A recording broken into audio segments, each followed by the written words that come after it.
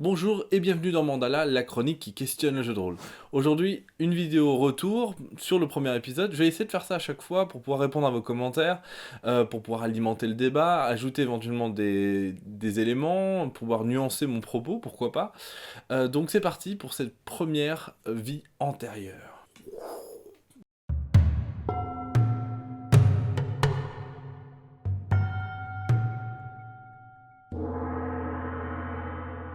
Ce n'est pas vraiment du format A4 en réalité. Effectivement, j'ai parlé de format A4, mais en fait, c'est plutôt du format SR A4. Donc c'est plus grand que du A4. D'ailleurs, vous connaissez certainement parce que on peut mettre facilement ses feuilles de personnages ou ses scénarios dedans sans que ça dépasse, ce qui est plutôt pratique, faut le reconnaître. Et le format A5? Effectivement, le format A5 est de plus en plus répandu, mais au fond, ça change pas vraiment mon propos, dans la mesure où on retrouve les mêmes caractéristiques. Plusieurs centaines de pages, des illustrations à foison, donc on se retrouve un petit peu avec la même chose qu'avec le sacro-saint format SR A4. Je ne me suis pas abonné, et pourtant aucun pentueur à l'horizon. Qu'en est-il? Bon, c'était plutôt une mauvaise blague.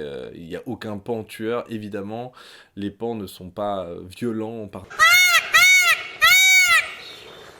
Je préfère les beaux jeux de rôle que je peux être fier de mettre dans ma bibliothèque. C'est vrai qu'un beau livre, finement relié et richement illustré, peut apporter beaucoup de satisfaction en offrant un plaisir visuel, une immersion accrue dans l'univers que l'on nous propose et du contenu foisonnant pour créer des parties innombrables. Pour autant, ce n'est pas le livre qui fait une bonne partie de jeu de rôle. Nous n'avons pas besoin d'un beau livre, nous avons besoin d'un jeu fonctionnel et bien pensé. Mais au fond, quel est le vrai problème ? En pensant le jeu de rôle comme étant systématiquement un beau livre, on s'enferme dans un modèle économique qui privilégie non pas le jeu de rôle en lui-même, mais tout son emballage. C'est ce que Fabien Hildwein appelle le fétichisme de l'objet. Qu'il y ait de beaux jeux de rôle, tant mieux, mais que ce soit la norme et que le reste de la production soit boudé, c'est un vrai problème à mon sens. C'est un peu comme si en littérature on ne vendait majoritairement que des beaux livres, au détriment des formats poche et folio, qui sont pourtant plus facilement produits et distribués. Il y a, je pense, de la place pour tous les formats, quelle que soit la qualité de l'emballage. C'est quoi un univers émergent? Tu as des exemples? Je ne me suis pas étendu là-dessus dans le premier épisode, tout simplement parce que ce sera le sujet d'une prochaine vidéo.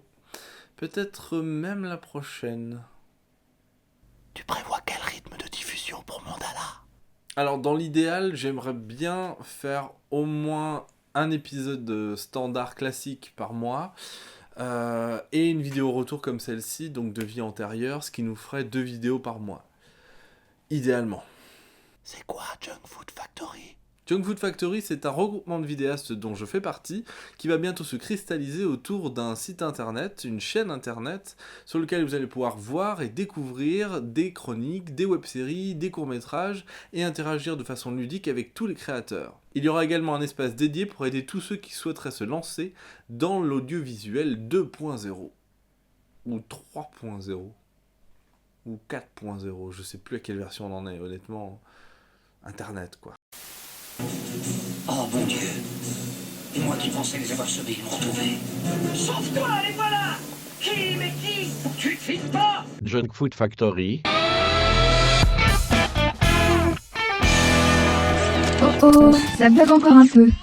Junkies, je vous souhaite la bienvenue dans le protocole avancé de bêta test Junk Food Factory. Oh, vous avez une mine... superbe. Ah oui, superbe.